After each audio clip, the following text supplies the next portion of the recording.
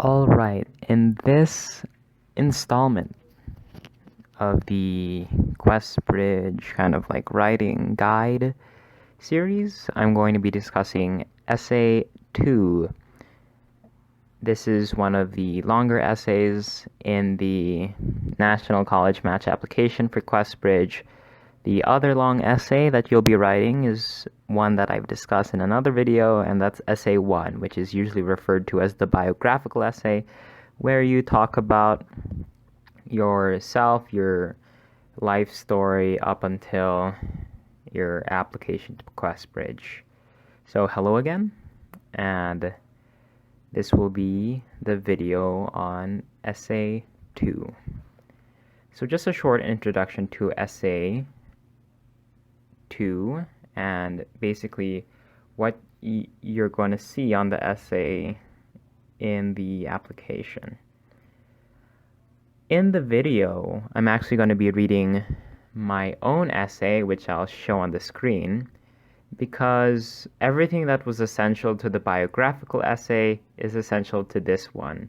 So I didn't want to just repeat what I said in the other video, so I decided that I'll show you my essay as an example. However, in this essay, as always, grammar, spelling, and punctuation are key to having a good applicant image. Again, try to widen the range of your focus. Try to include new topics, new things to talk about in order to reveal more of yourself to the Questbridge readers. This essay will help you stand out among your peers and in the applicant pool. The biographical essay focuses on real life, whereas Essay 2 can be more abstract and less realistic to some extent, depending on the prompt. I hope you enjoyed this video. Alright, so now let's talk about Essay 2. Essay 2, as of the 2019 Questbridge National College Match application, offers applicants 3 possible prompts they can choose from. As a piece of advice, I would say choose whichever prompt you feel most interested in. I will reference my own 12th grade English teacher's advice by telling you to not choose a prompt because you believe you have the most information for it, or you can quote-unquote handle it. Choose a prompt you think you are interested in because that will lead you to embrace the spirit of inquiry which Questbridge readers often look for, the intellectual spark. For the 2019 application, the prompts were as follows. 1. Tell us about a concept, theory, or topic you have explored simply because it sparked your intellectual curiosity. Why do you find it intriguing? How do you want to explore it further? 2. Describe an experience that caused you to change your perspective and/or opinion. 3. What do you admire most about your community? What would you improve? So, with those prompts, again, it may vary from year to year, but I digress. And here is my essay. As a self-proclaimed amateur philosopher, propping myself up with a smattering of homemade philosophy YouTube videos and readings on metaphysics now and then, I have always enjoyed examining the interrelatedness between every idea, big or small. In these past few years, I have found the most interest in investigating the subtle yet profound links between the hard and soft sciences. 10th grade was where the philosophy bug's bite had dug deepest in me.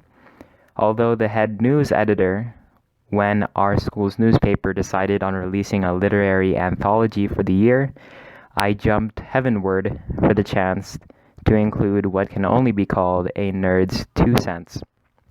Consequently, my theory of the atomic structure of society was born. The theory I put forth in my literary essay operated on two central ideas. The atom is the fundamental building block of all matter, and humans are similar to atoms in that they are the fundamental building blocks of society. An atom, as provided by any standard school experience, is composed of a central nucleus with protons and neutrons, and is surrounded by shells on which electrons orbit. Furthermore, an atom, in its preference to have 8 electrons in its outermost shell, bonds with other atoms to form molecules, compounds, and so on. The atomic structure of society tells us that we, as living, breathing humans, form personal relationships very much like how atoms bond. Whereas atoms bond to form more complex, more useful structures, we can, possibly through school or work or love, create innovations, explore new ideas, and chart further frontiers. We can come together, expressing cogent thoughts and bouncing off each other interesting concepts. You see, such as atoms that prefer company, it is in our social nature to form social relationships. After all, no man is an island. Also, like atoms, we are composed of a central nucleus. We are unique in our core beliefs and opinions. However, we are never static. We are never static because orbiting around us are challenging situations that require a fluidity that can be seen in atoms seemingly knowing when to associate and dissociate on a moment's notice. The intermingling of scientific ideas with social applications is something that has intrigued my interest through the deeper, underlying morals it can reveal to all of us. Atoms have shown me that if we are to create and live as one, we must find value in each other, unique but unified. Like many other theories and philosophies, I find that interdisciplinary fields such as biological economics and sociobiology just need that oomph ever so necessary to convert public interest into passion. I know that there is too much philosophy I could digest in my lifetime, but if I can share my joy in seeing the in-between of the sciences, I will continue my exploration in furthering this worthwhile bridge through more reflective, more varied, and more engaging discussion with anyone who is willing to bond together. Okay, let's do some quick analysis on my essay. So, first of all, I chose the first prompt for my National College Match application because, in all honesty, I actually created the foundation for the atomic theory of society as a sophomore. This was, as you saw in my essay, a result from my taking part in my school newspaper. So if you can somehow recycle, obviously not the material, but the kind of concepts you've thought of in your high school career or maybe earlier, maybe try to work that in. It saves you time, but it also helps you since you're already familiar with the material. However, I was still extremely interested in the idea of revisiting my previous theories. I, in fact, as you saw in the introduction of my essay, gave the readers a heads up as to how the concept came about. My second point is that the third and the fourth paragraphs reveal to my reader the basic workings of the theory and where it can be used. However, it is the last paragraph that not only answers the last two sub-questions of the prompt, but also adds the reflection part that is present in most of the National College Match application. Try to always add into the conclusions of your medium length to longer essays a quote-unquote looking forward part to add an uplifting ending tone. So that might look like you saying, "Oh, I hope to discover more about that in the future," or kind of wrapping up your reflection piece by saying, oh, this is what I learned, and maybe I'll apply it to this in college or later on. With that, let's get into our advice and tip section for Essay 2. Again, this is going to be some general information that's applicable to most essays, but I still think it's a nice portion to talk about. Again, you are going to want to relate every experience, concept, or statement you make in your writing to who you are and what you have done. Go ahead, discuss inspirational figures and amazing places. But remember that you are the individual who is being rated by the Questbridge readers. Answer the prompt in the way that this piece of advice applies to every other piece of writing. It also applies to Essay 2. You don't want to make your reader go through all of your points and fail to see the relation of your writing to the prompt. My advice for this particular problem is to do the classic, quote, copy, rephrase, and answer, unquote, technique. That is, say the question in your own words and respond. This will help you stay on track to answering the question in an appropriate manner.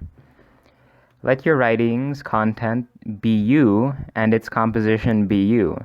If your writing doesn't align with how you would regularly interact and or converse with other people, you may have over-edited your content. Try to make the essay yours. It'll help you stand out in the crowd.